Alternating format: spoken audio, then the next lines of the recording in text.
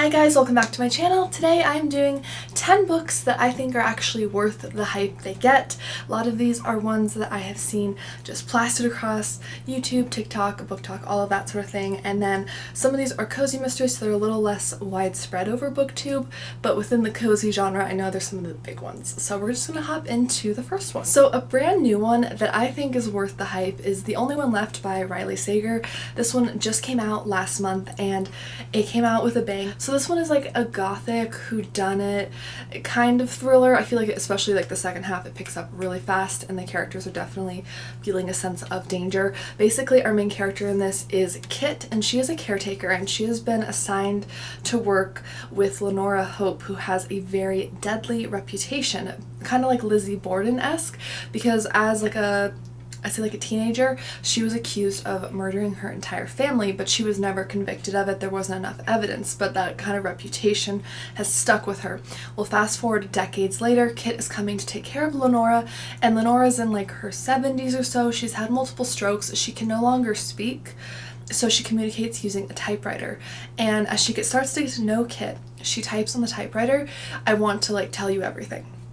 And so she starts to tell Kit about what actually happened. And it's just this really riveting story. It's really creepy. And Lenora claims that it wasn't actually her. So is the truth going to come out after all these years? I think it was so good. The setting for this was really atmospheric. It was really fun. I really liked the characters. I felt like the ending got like a little soap opera-y, but it was still a blast. I had a really good time reading this. It was very creepy, very gothic feeling. I enjoyed it. I think it's definitely worth the hype for that one. A mystery novel that I think is worth the hype is Finlay, Donovan is Killing It by Elle Cosimano. So I'm no longer going to call this a cozy mystery because it gets more graphic. There's like organized crime, and usually cozy mysteries are very much like personal crimes, someone like wanting to kill someone for their inheritance or out of jealousy or something like that. So this one's definitely a little unique, but I love this. It says on the front, most moms are ready to kill someone by 8:30 a.m. on any given morning. Finlay Donovan is a writer. She writes like thrillers, and one day she meets her publisher out for lunch at a Panera, and she's talking to her publisher about the plot of her upcoming book that she's writing, and the book involves a contract killer. Well, someone at the Panera overhears Finlay Donovan talking about the contract killer and thinks that Finlay is actually a contract killer.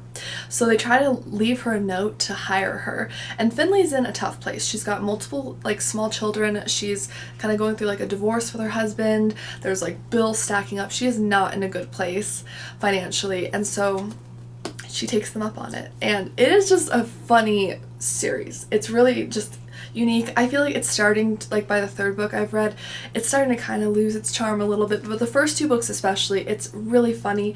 The writing is really humorous. It's very fast paced. It kind of feels like a thriller with how fast paced it is, but then it's definitely more of a mystery, and it's so entertaining. I love Finlay as a character. My favorite character though is Vero, which is like her personal assistant, and I just love her. I think she's hilarious. So I definitely recommend this series. Keep in mind it's definitely a little more graphic. It deals with like organized crime instead of like that more cozy like personal crime, but it's a really fun mystery series. I definitely recommend it. This next one is the thriller that really got me into thrillers, and that is The Guest List by Lucy Foley. This one is so much fun. So you have like the wedding party, you have the bride, the groom, you have the bridesmaid, a groomsman, and then you have a body. So you know from the very beginning that there is a body that's found like at the reception of the wedding, and you're going back in time to like the day before and like the day of the wedding, and you're reading from different characters' perspectives. And I say Lucy Foley does such a good job where you're reading from a lot of different perspectives, but it's not confusing, because normally I don't love reading from multiple points of views, at least not like 4 or 5 people, but she does it really well. And the characters in this are pretty much all unlikable characters, I will say up front, but they're entertaining. It's very like reality TV-esque, and it takes place on this island. You can kind of see with the cover here, it takes place on an island off the Irish coast, and it's just this gloomy setting. They're cut off from the rest of the world, and everyone's supposed to be there to celebrate the happy couple, right? But it turns out there's a lot of animosity among even the wedding party and the happy couple, and all these secrets from the past are coming up, and it's just so riveting. I was glued to this. I read this in under 24 hours the day I got it.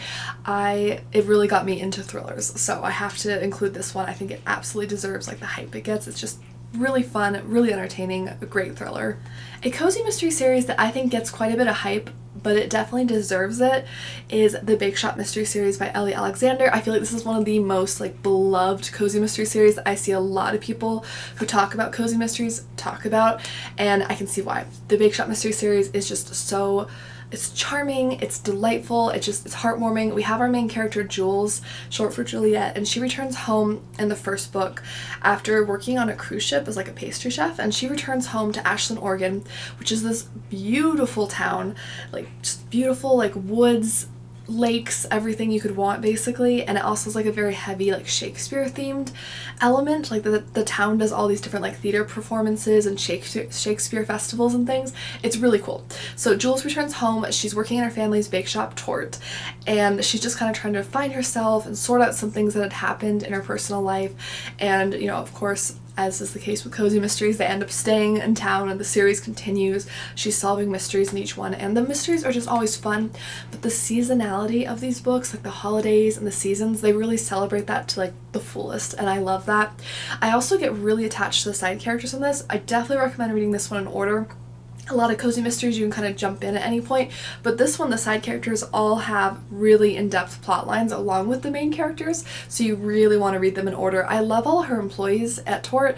I love seeing them grow as people. I think it's so much fun. I'm like book 11 or so in right now. Great series, definitely recommend it. This next one's a little more controversial, and another thriller I think deserves the hype is The Maidens by Alex Michealides. Now he's best known for The Silent Patient, which I read after The Maidens and I hated it. I DNF'd it.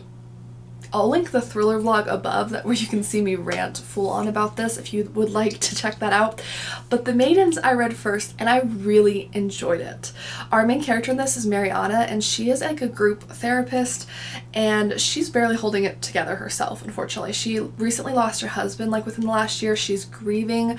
She's just really going through it, and her niece is at a nearby university, so we have very much like a dark academia vibe to this, which is fun, especially I think for like fall time.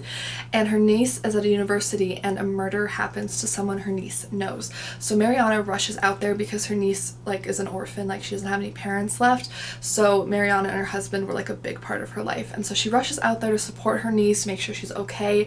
Things start to happen and she starts to suspect one of the professors on the campus because he has this group of young women, students, who follow him around, and it seems very like inappropriate, and he calls them the Maidens, and they have like these secret meetings, and it's very interesting. I thought this was fun.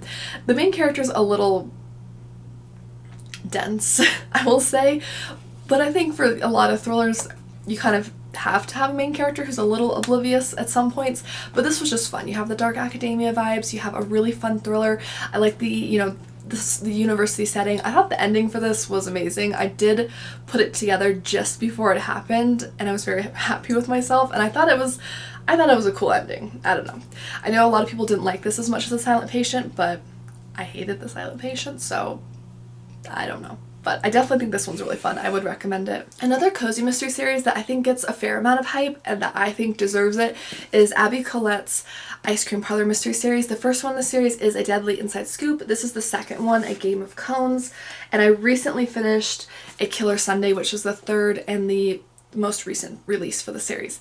In this one we have our main character Bronwyn, or Wyn, and this one it's so amazing. She's a really ambitious person. She's redoing her family's ice cream shop. Her grandparents started it and her grandma is no longer with them, but she is now kind of taking the helm, revitalizing it, redoing it, and a murder, of course, happens nearby in the first one, which kind of starts her trek as a cozy mystery sleuth. But the family dynamics in this are so heartwarming. She's got two best friends who are both pretty interesting, zany characters, which I like a lot.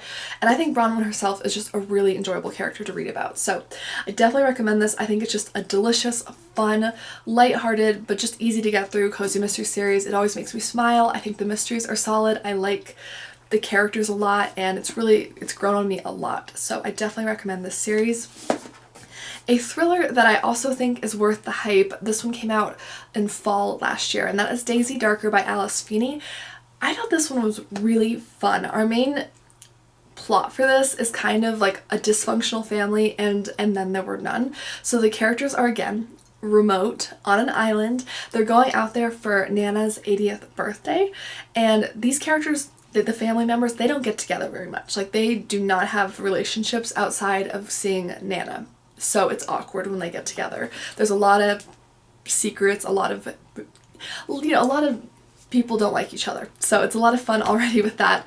But by the time they get to the island, they're like having dinner with her, and some news comes out, and it's shocking, and you're reading this from Daisy Darker's perspective the whole time, and she's one of the daughters, and it's so suspenseful, and Nana ends up dying, and then people after her start to go one by one, much like Agatha Christie's And Then There Were None. You're reading this from Daisy's perspective. It's just so thrilling. The setting is absolutely terrifying and creepy because the tide is out, so they are stuck on this island for 8 hours. Like, there is no way off this island, and this family does not work together. They do not play nice, so it is highly entertaining. If you like a good like family drama and thriller, I think you'll enjoy this. If you liked And Then There Were None, I think this is a fun, more like modern take on it. I had such a blast reading this, and the ending, I didn't see it coming. I didn't see, like, I called part of it, but then the other part I completely went over my head. I was so shocked. So I definitely recommend this one. It was a blast to read. A recent mystery novel I finished is The Golden Spoon by Jessa Maxwell, and I feel like this one's probably one of the least hyped on this list, but I feel like it still received a fair amount of hype, and it deserves more. This is described as the British Bakeshop meets Clue. I love baking personally, baking shows, cooking shows. I think that's a really fun setting for anything, and I love Clue, and it's a perfect description. I gave this 5 stars. It was so much fun. I read this for Summerween. I will link the vlog where I talked about my thoughts on this above if you want to see a more in-depth review, but basically you have, I think it's 5 different contestants. They're coming to this massive estate owned by Betsy, and she is like this world-renowned like pastry chef. She's the one who judges the competition every year, and it is done on her family estate. So these contestants are all gathered at her estate, and you know from the beginning that somebody is found dead. You don't know who it is quite, and it's just really, it just adds that extra like fear element. You're just kind of on the edge of your seat waiting for it, and you're going between all the different characters' points of view, all the different contestants, and I really like that. They are all really fully like formed characters. I thought they all had unique motivations, unique backstories, unique ways that they talked. Like, if you had covered the names of the characters about halfway into the book, I would have been able to easily identify whose head we were in at what time because of the way she wrote about them. I thought they were so distinctly described. I loved these characters. I loved the Clue-like setting. They were even in the billiard room at one point. They were in like a fireplace. Like, it felt so much like Clue combined with the British Bakeshop. If you like any of that, if any of that sounds good, I beg you to pick this up because it's so fun. This is one of like the best just mysteries, like most fun mysteries I think I've read this year. I enjoyed it so much. A thriller that I recently finished is The Villa by Rachel Hawkins. This one is very interesting. So we start with our present day timeline. We have 2 friends. We have Emily and Chess, which is a nickname for Jessica, and they're in their 30s and their lives are vastly different. So Jessica, or Chess, is a very successful author. She's got like a big social media presence. She's very wealthy. Money is no object. Whereas Emily is really struggling. She's like in a rough relationship. She's financially struggling. It's just, life's not going great for her at the moment.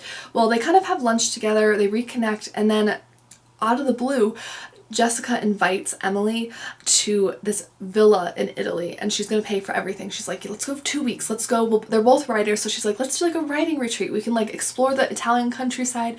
We can just, write and like get our groove on, like, reconnect as friends, and like, what a dream, right? So Emily goes. Emily realizes though that when Jessica sends over the address for the villa, that it's actually this infamous like murder place. So in 1974 there was this group, this kind of infamous group now of like musicians and like their groupies who stayed at the villa, and there was like a very bloody, disturbing murder that was like never solved, or like it just, pieces are missing. And then on top of that you have 2 very famous like artworks that came out of the people who were at the villa too. So you have one that was like a record and one that was a book, and Emily and Chess are kind of fascinated by this, although Emily's the one who has more of a morbid interest in it.